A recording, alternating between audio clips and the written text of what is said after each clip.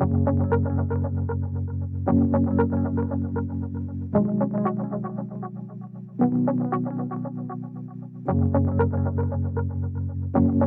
I'm John Sims, And I'm Ryan Atkinson. and we're partners with Atkinson, Sims, and Kermode, where we've been filing bankruptcies for over 20 years. A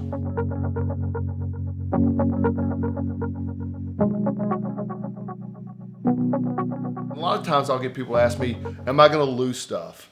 And I'll get a little bit into exemptions with them. And exemptions are basically your right to keep things. They're often worried about the retirement, which are most of the time 100% exempt.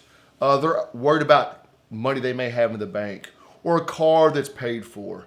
The important thing is to give full disclosure to your attorney so we can help you figure out what is going to be a problem. Where it gets in a bind or they get in a bind is if we don't know about something. Can you explain a little bit what exemptions do for you?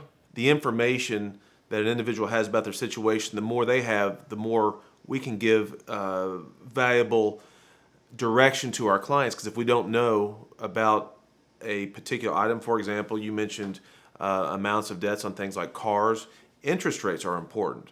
But those things are important because when people come in to see us, they want to know, can they keep property? And so you mentioned exemptions. A common question that we get is, can I keep this car? Or what about my house?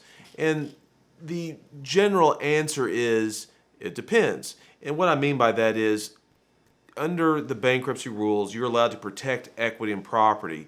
And for most people, and I would say the greater percentage of people, that's not going to be an issue.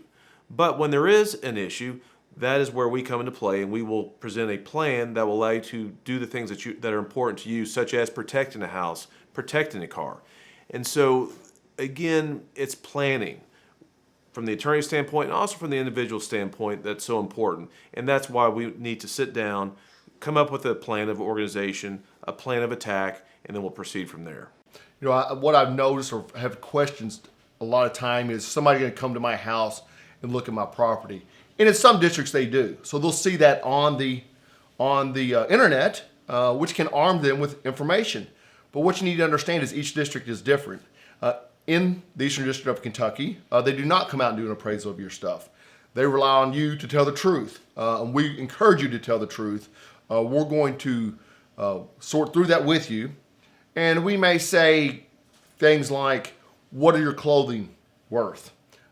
Sometimes people will say, well, it's worth $20,000. And I'll say, is that what you paid for it or what it's worth? And there's a big difference there. So people need to kind of understand that it's what you have now. Most exemptions are very generous.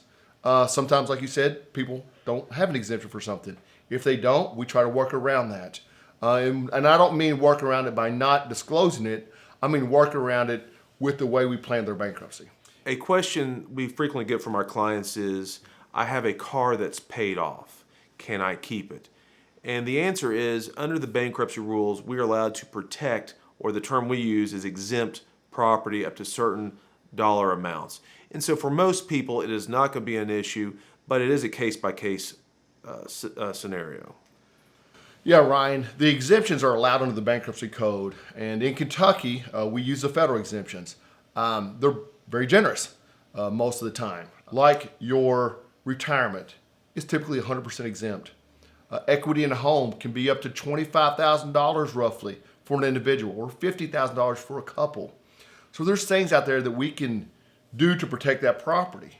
And the exemptions are good tools, and it's important that your attorney knows how to use them to your advantage. It's not a way to hide assets. It's a way to protect assets. So you need to understand that if you talk to an attorney about what you own, be sure that you have a general idea of what it's worth also.